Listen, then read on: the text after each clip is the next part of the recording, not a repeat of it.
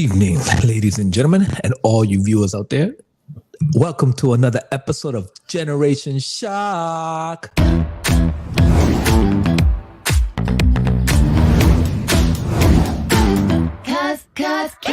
no one can do it like we do it, like we do it, like we do it. Cause no one can do it like we do it, like we do it, like we do it. That's right. I forgot to switch the screens. Yeah, you know what I mean. You know what I mean. Cool. You're just so cool. I couldn't help it, man. You just hello, everybody. Yeah, I wanna.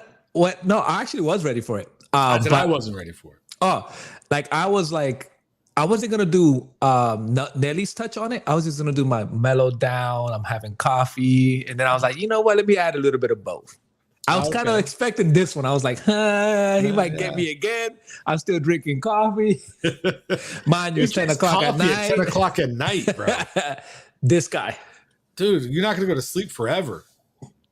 Bro, if anything, this puts me to sleep. Yeah. It relaxes me.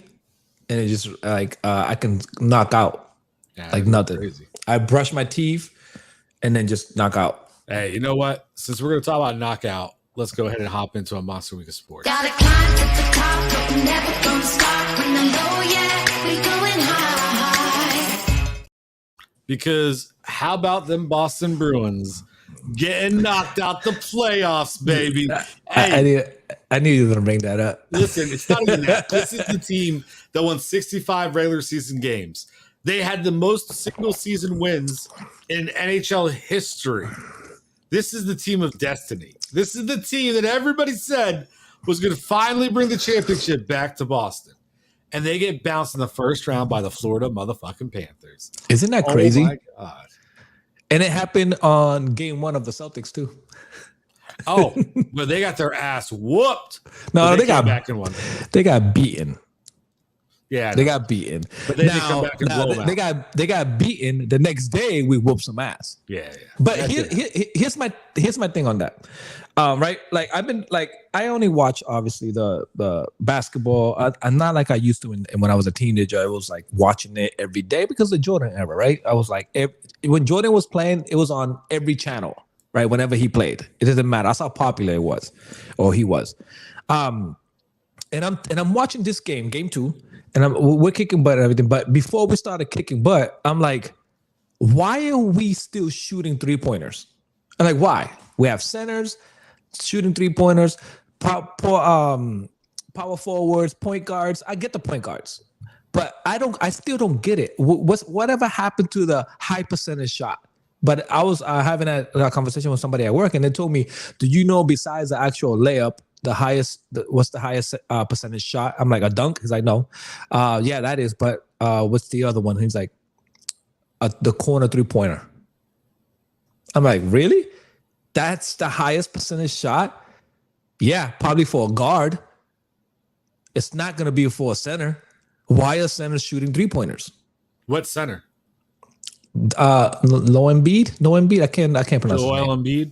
Joel Embiid and Hartford from the Celtics. Hartford's not really center. Yeah, but he's a power forward, plays center. That's the thing. You got to remember, Stephen Curry changed basketball. Everybody shoots the 3 now. So not only Curry, I think also this guy. He went to play with Curry, the tall guy.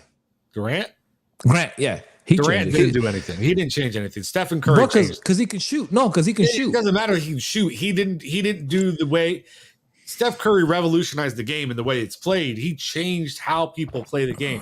He's shot the 3 from anywhere on the field. Durant wasn't doing that. Nobody was doing that. But I'm talking about as far as the center. The center goes, because the center changed. The position of the center changed when people started playing zone. Oh, and the 3-point and the 3-second count. I think that's when it started changing, right? Because if the 3-second rule down the paint started changing people around. That's my point is you don't really have true centers in the league anymore outside of a select few because the game changed. So why would you have a big man trying to guard the perimeter on a 3-pointer? And if you don't have somebody who has some movement, then what do? Well, now you're stuck that you're not going to have anybody be able to be under the rim or somebody's not out guarding the guy who's shooting it, so you have a wide open guy. So he changed the game so much that they changed the way they draft players. Yeah, but I get that. But for a point guard, a power forward, a point guard, a small forward, I can see them. Power Right? forwards, dude. Power forwards can shoot the ball. Give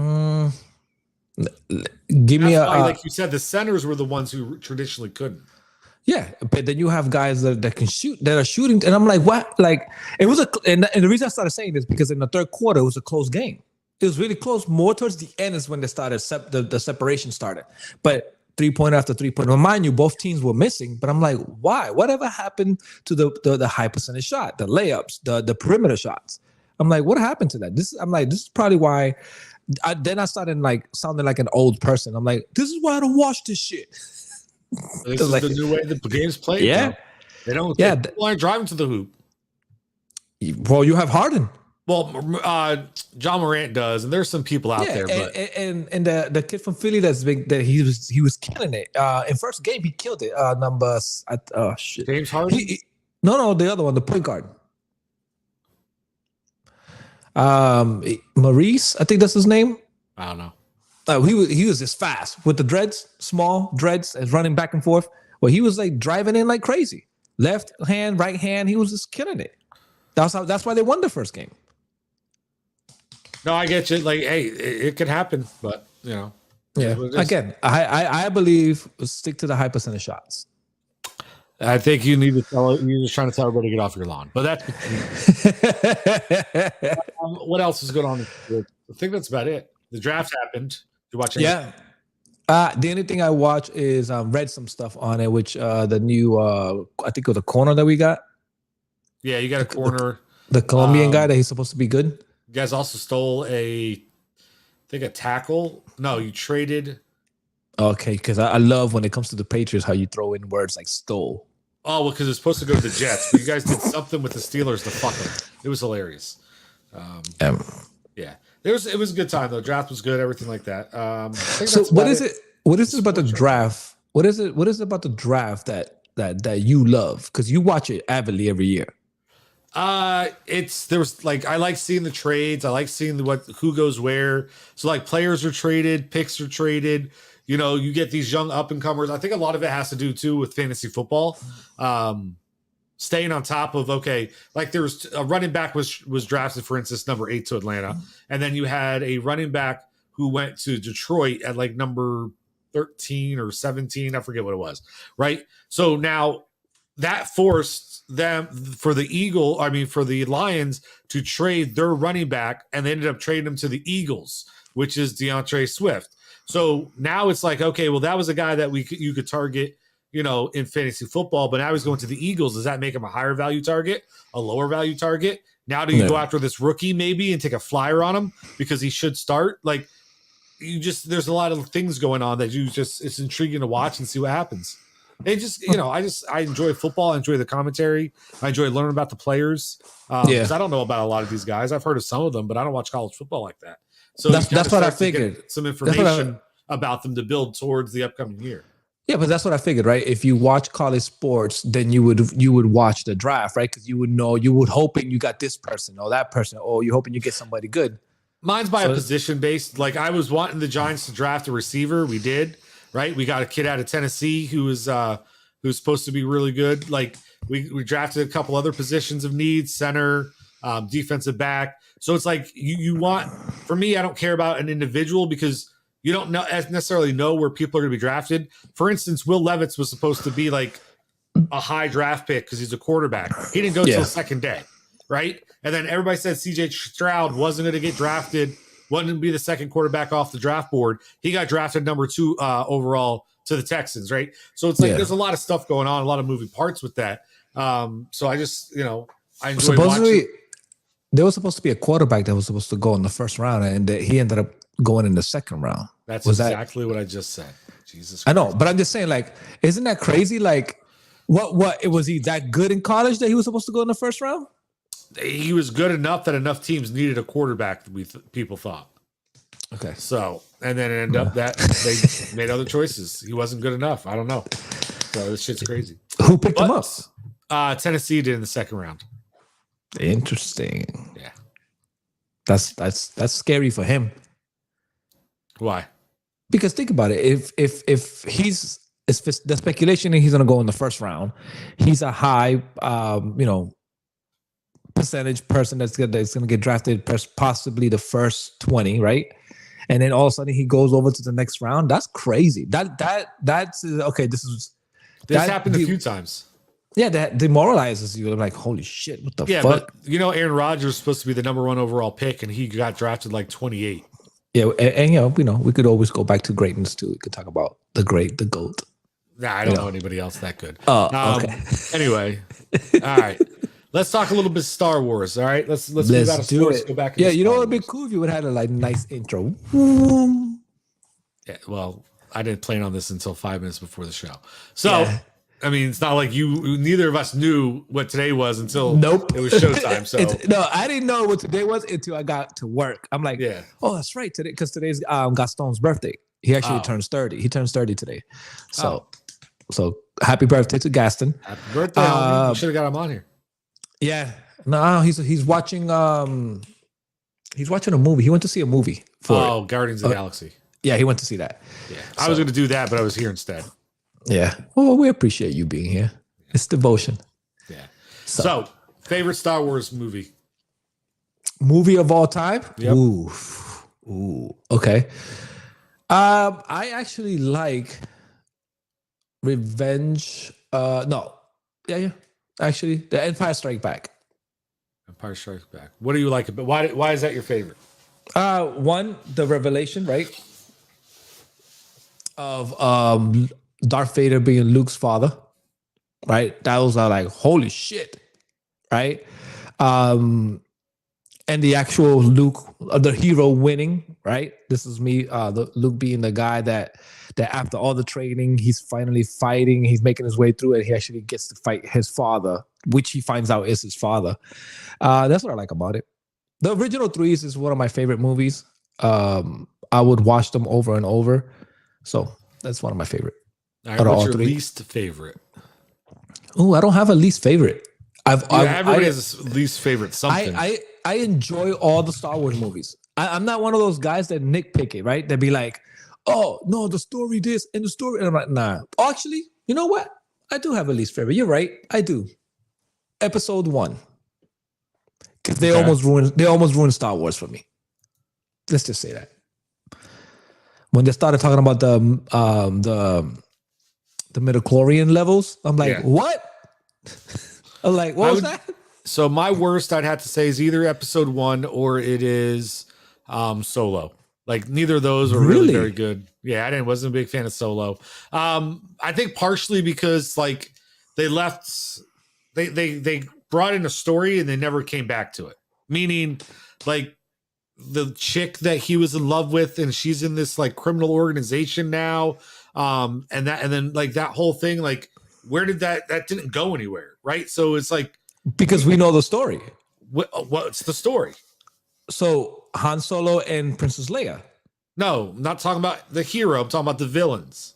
Oh, okay. His ex-girlfriend and stuff. Yes, I get. Like you see, what I'm saying, like they built a storyline that he fell in love. He had this girl. She's a part of a criminal organization, but there was nothing ever done with it. It was just left. Like So that kind of bothers me. And the episode 1 was just shitty. But I know people are going to hate me for this, but my favorite episode is probably episode 3, Revenge of the Sith. That's a good one. I just like it's right after Clone Wars and everything that I think is awesome. And it's like you get this story about you see him turn dark and you see how Vader becomes Vader. Ooh. And the emotion of when he is burning and that hatred, like it was just so. And you just hear Obi-Wan calling out to him, you were supposed to be the savior. You're supposed to bring the balance to the. That emotion was, I don't know, man. That just moved me. I was like, fuck, man. This shit's freaking amazing. So, and then he comes out at the end. Yeah. Oh, my God. Vader does. I know at the end when they put the mask on. So good. Rise. Yo. So I started reading this, listening to it. I'm already on chapter 9. Okay. This is the character development of actual Darth Vader. So it was after the Revenge of the one you just mentioned, Revenge of the Sith. Yeah. After that, and then you start seeing who he is and all that. It's so interesting. I'm like, holy shit. Like you get to see the evil and how much more he gets mad. And who you see Darth Vader, you get to know Darth Vader on a personal level and how he becomes even more Darth Vader, and how Emperor Palpatine is actually developing him, and there's a thin line. He says he says there's always a balance, right? Where you have the apprentice that watches and learns and obeys the master, right? And then but the master has to be careful with the apprentice because the apprentice wants to replace him, right? Yeah. So it's For just the one of Sith, those. yeah. Yeah, so it's just crazy, and I'm like, and you can see how much Darth Vader actually admires Palpatine because how he's always a couple of steps ahead, and he's always planning everything and all that. So you start seeing that character development of actual Darth Vader and Palpatine and how they start moving, because this time already Order 66 already happened. So Yeah. it's just so interesting. I'm like, holy shit, this is good. Yeah, I saw on TikTok they did a mashup of like Obi-Wan talking about Anakin and how they maybe read the prophecy wrong, to him standing over him in the fire in Mustafar or whatever the planet was called, and him calling out to him saying, "You were my brother." And then in the Obi-Wan series where he's talking to Anakin and Anakin's like, "Obi-Wan, you didn't," or Vader goes, "Obi-Wan, you never killed Anakin. I killed Anakin." I was like, with the face cut, and it goes from blue lightsaber to red lightsaber. I was like, what? So like they did this mashup with it, and I'm just like, dude, that shit is sick. That's 10 years after Revenge of the Sith. So and on that episode. So I mean, you think about it though, it really it's nice because there is that whole gap period of Vader. And I know it's like they want to do other things. They want to move to other things. I get it. But that's the one thing I've never quite understood. There's never been a focal point on camera, at least, of Vader. That's what that book is about everybody else. But that's the thing, is everything else, Vader's people want to see Vader. People want to see him involved. Hayden Christensen's ready to do it, ready to play him. They need to do something more with Vader himself. I think like Vader the Lost Years, whatever you want to call it. Yeah. No, I think they probably I'm hoping they make this into a movie, the book into a movie, because it actually tells you the Darth Vader story. It tells you it's so far it feels like because the title is The Lords of the Sith. It feels like a mob and how they run shit. And I'm like, holy shit, this is so interesting. So I'm like, as I'm listening to the book, I'm visualizing, I'm like, yo, I would love to see this in a movie, like an actual, either a movie or a show. And they have to make one because they're making different shows, right? So they have to go back to at least the origin of Darth Vader. Well, not the origin, at least in between Obi-Wan and Revenge of the Sith, Vader's story. They should give you that. Yeah. Like I'm like, if they make that shit, it's a wrap, because like he's such an iconic figure in Star Wars, and like to hear his voice, the breakdown, like the book breaks down his voice and his presence and how he instills fear, right? And I was telling somebody at work, I was having this conversation about Darth Vader. I was gassing. I was talking to Gaston.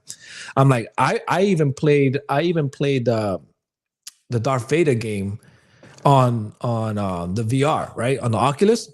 And I told Gaston, and in the game, when he first walks up to you, you feel that presence. It gives you goosebumps, and it'd be like, holy shit, this guy is tall. And you feel the voice. Everything just it just echoes in your head when he's talking. I'm like, I can see why that comes off as a fearful figure and an iconic figure. Dude, the crazy thing is his runtime in the movie is so small. Like it's ridiculous. So and it's like you said, it's a small runtime, but it's so like powerful that it's just one of those things that be like, holy shit, it's Darth Vader. So who's your favorite character? One of my favorite characters is this guy. He came out in episode 2. Darth Maul. He's one of my favorite characters. I remember when I first seen him. I even went and bought some contacts to make my eyes look like his. You're so weird. I know. I was young. I'd probably say right now my favorite character is Ahsoka. Okay, she's gonna have her own I know. show I'm coming super excited. I think about like her in the animated series and everything. Like she's just a good character. She seems like I'm watching Rebels, and it's so interesting how you cut up, right? Yeah. It's so interesting how she actually leaves from being a Jedi and to just leaving, and she's running away, and then she becomes a fugitive because they start looking for her. The actual Jedi themselves start looking for her, and it's kind of crazy how she balanced that out and never became evil. Yeah. So I'm actually playing Survivor. Star Wars Survivor. The new one? Yeah. Yeah, is it good? I haven't played the really original yet. I got to play the other one. You don't have to play it because in this game, what you can do is there's actual a section where you can select. You can hear the whole story of the first one. Oh. So you're pretty much caught up on who everybody is because I believe you run into them again in part 2. Gotcha. But it's more open. It's bigger. It feels bigger. I just left the first planet, which is the first part of the game, and it's so massive. And you can tell they're gonna have you come back because there's certain things you can't do until you evolve in the game. Yeah. I get that. But it's really, really visually beautiful. You have a PlayStation, so it's gonna look good, and you have you have a nice Sony, so it's gonna look good there. It's a real good game, bro. I And the feel story, like they should do like a almost like a what was it?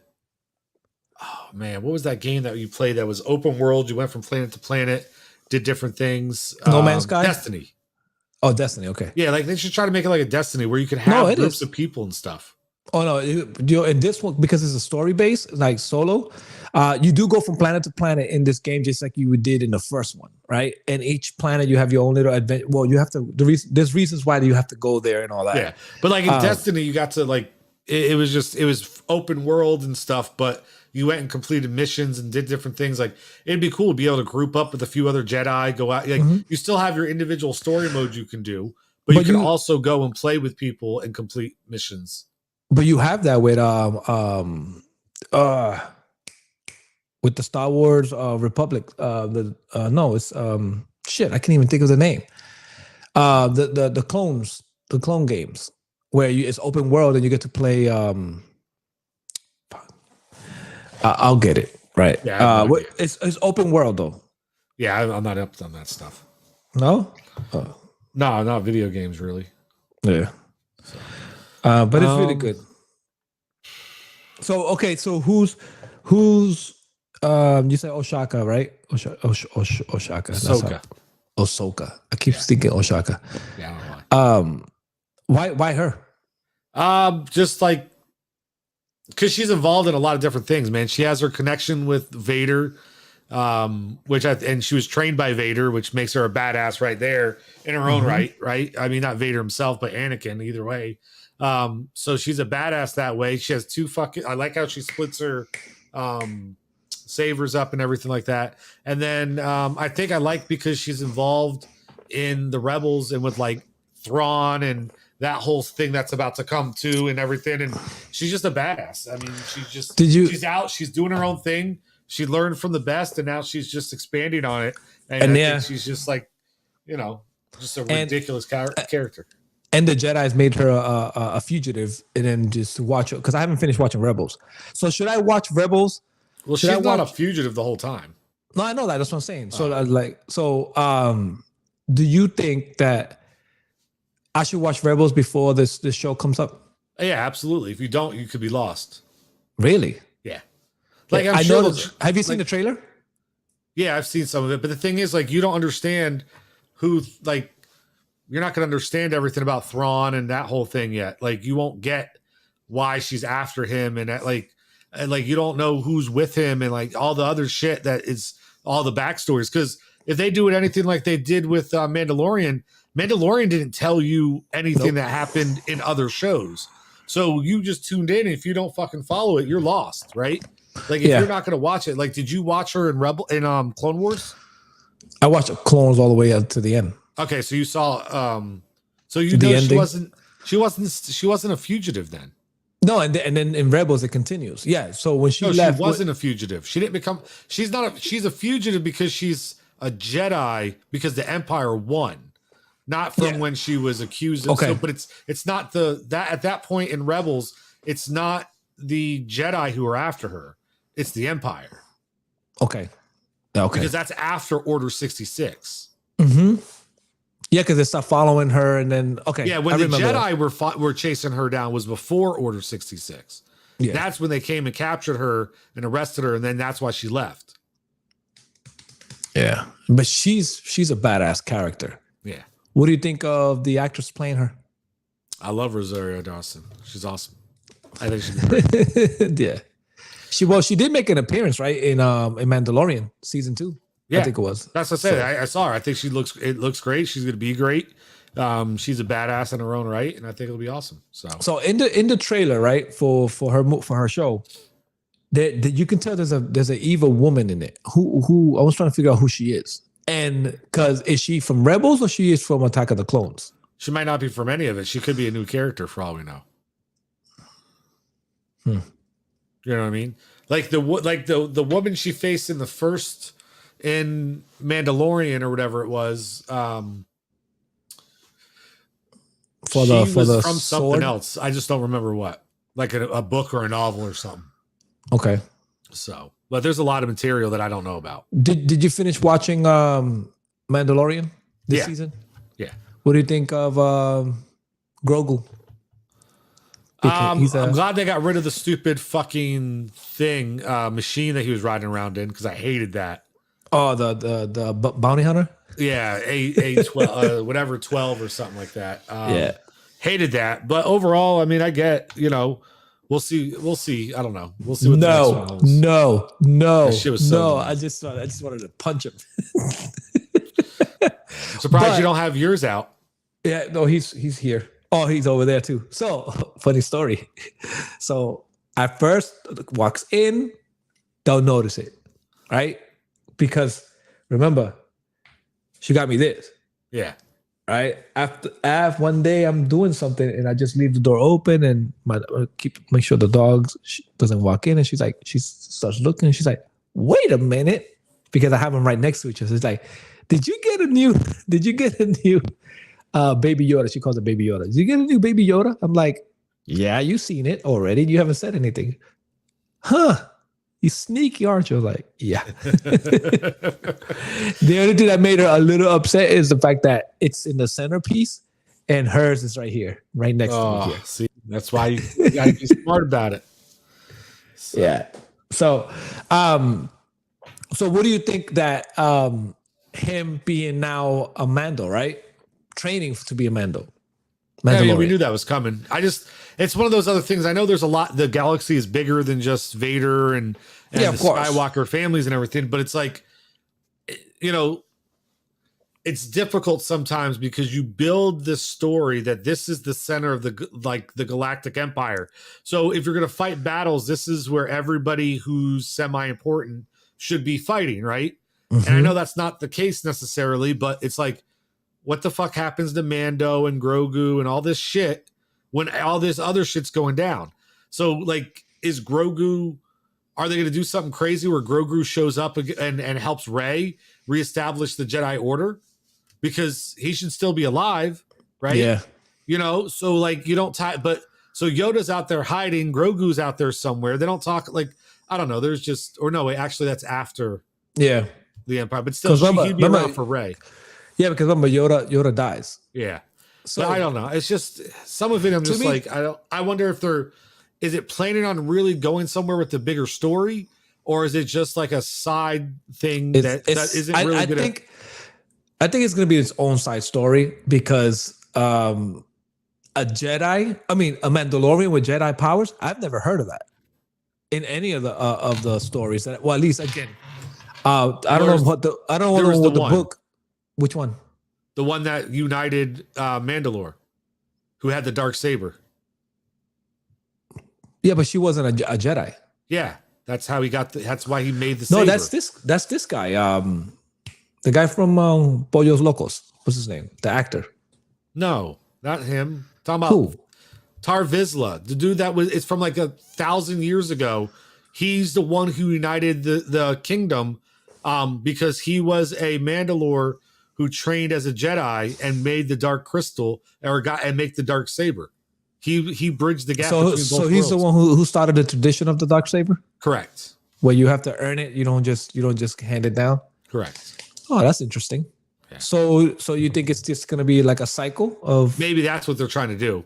Is he's worried about fighting for his home country, for Mandalore or whatever, and like I say, maybe then he'll show up with Rey later on.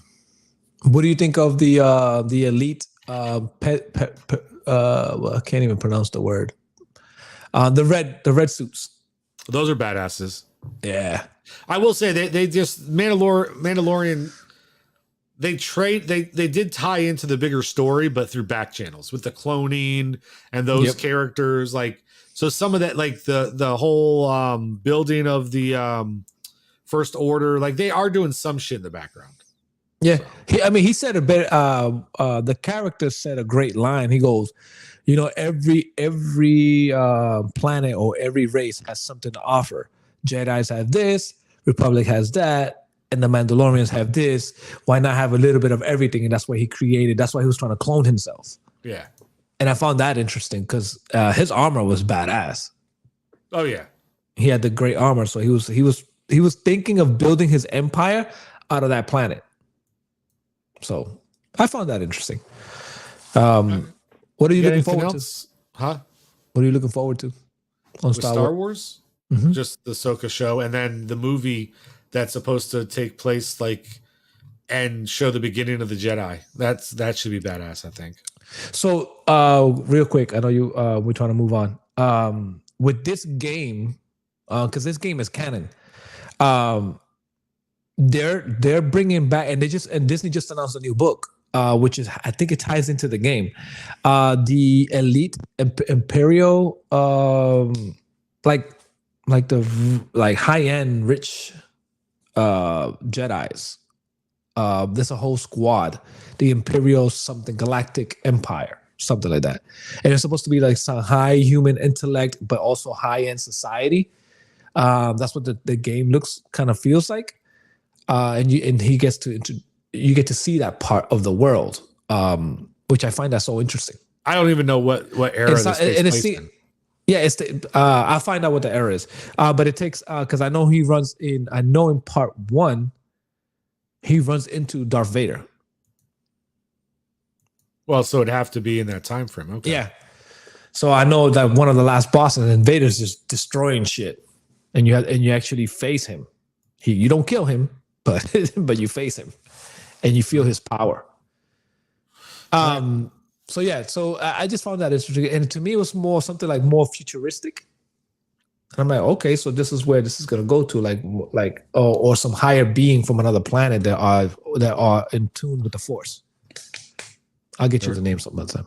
All right. So any FOH? Any FOH? Or are we moving? Nothing. Are we moving for this forward? All right. So I'll save my FOH for the next episode because it's gonna tie into what we're going to talk about. Yep. All right, that works. I got nothing else. All right, me neither. All right, I guess it's time to. What happened? You reading notes? No, I'm just laughing to myself. I feel like I should have an FOH, but I don't have one. So. No, you're trying to get me going so you can hang up, end the show, huh? No, I could have already done it with that speech, but no. All right, ladies and gents, boys and germs, thank you all for coming out and watching us this evening. On behalf of Messiah and myself, the monster on the mic, we out. We got the right stuff.